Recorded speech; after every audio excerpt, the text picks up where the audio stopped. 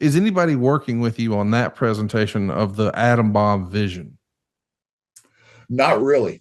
No, it was sort of, getting it through the house shows and just working on it and sort of creating it myself. There was not a lot of help as far as, especially up there. There was not a lot of help other than initially when it was laid out. But I sort of, as time goes on and you do, all those trips to Europe and internationally, you're on the road just constantly, you get better at what you're doing, just like anything else, whether it's, working out or training and, make modifications, but get better. And I felt that that was happening through the work, of course. One of the other presentations that we're going to have here is a pairing of you and Johnny Polo. And we know eventually the real life Scott Levy would become Raven, but this Johnny Polo version of him as a manager, how was your chemistry with the real life Scott Levy? And what do you think of those characters together, Polo and Adam Bomb? I knew Scott from the Atlanta area, got along with him fine. Good guy, very creative. I don't know if it was a good fit, and I think we probably talked about this, with Scott. His gimmick was a real rich kid, and here this was a nuclear monster, so to speak. Yes, I just didn't understand. In me, I'm thinking, why are these two together? I mean, they could have put me with DiBiase, and DiBiase's money bought the character. There were a lot of different places to go with it, but that's what they settled on originally. It's pretty crazy because I felt the same way. Like, I don't really understand how these two are associated. Did you feel like you could have done the promos, or did you feel like at this stage in your career, you still wanted a mouthpiece? Probably at that stage, having someone with me, I think it just, and a lot of big heels had that back then, that time frame. But I think eventually as the character went further, I think I could have taken it over, especially if it depended on what they wanted. And I had something to talk about instead of just talking a certain town, date, city, whatever. I think that I could have pulled it off. They just would have had to give me some guidance and some direction with it.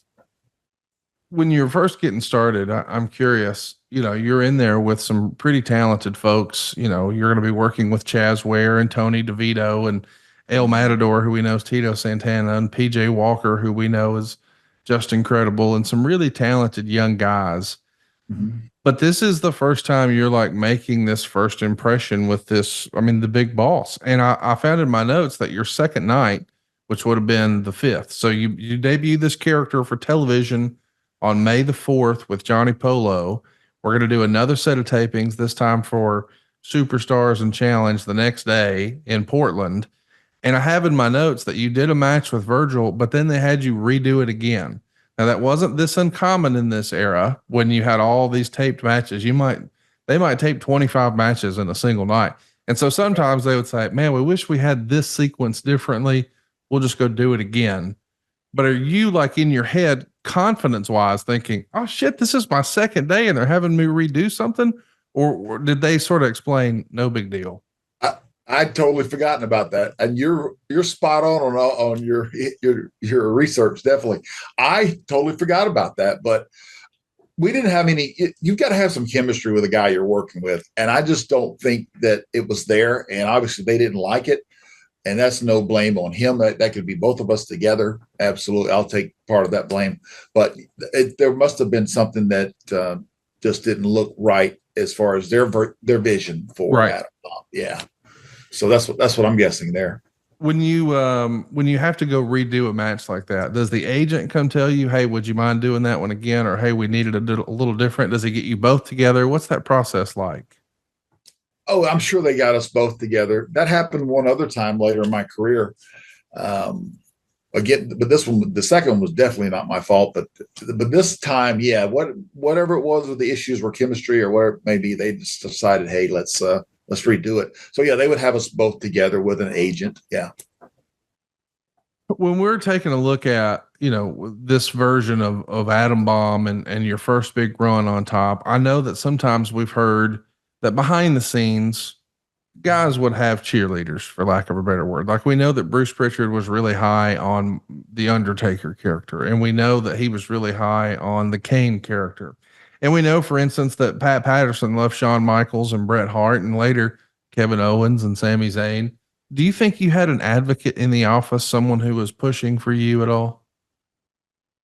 I don't think so, honestly. I would, if anyone, maybe George Steele, him when he was the agent. I don't think so. As far as Patterson or any other agents, I would say no. I mean, I got along with them, at least to my face. They were always professional, but I don't ever recall getting special counsel from anybody. No. Sure. Yeah. That period when you're debuting, I mean, 93 to 95 is historically known as a dark period for the WWF. I mean, financially, they're losing money.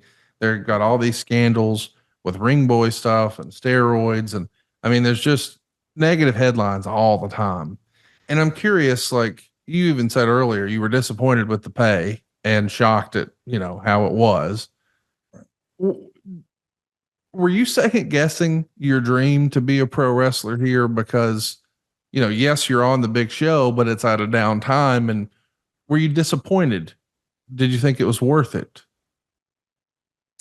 I think it was worth it. I got international exposure. I got to travel the world. Those things. I traveled in the military, being stationed over in Belgium and stuff, and so I knew about some world travel, but I still got to go places that I'd never been, and I'm grateful for that. Absolutely. Financially, of course, it was not what I expected it to be.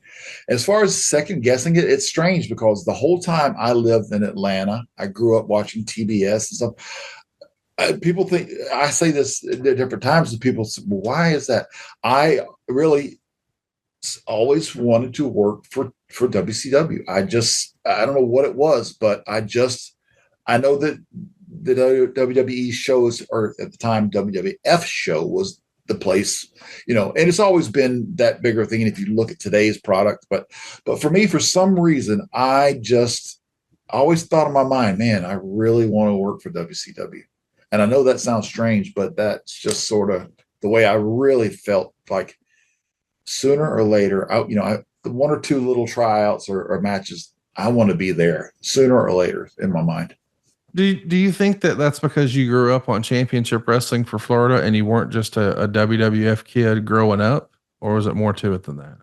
I think you nailed it right there. I think that was it. I didn't really get the WWF product really until, maybe high school and college and military, when I could watch it.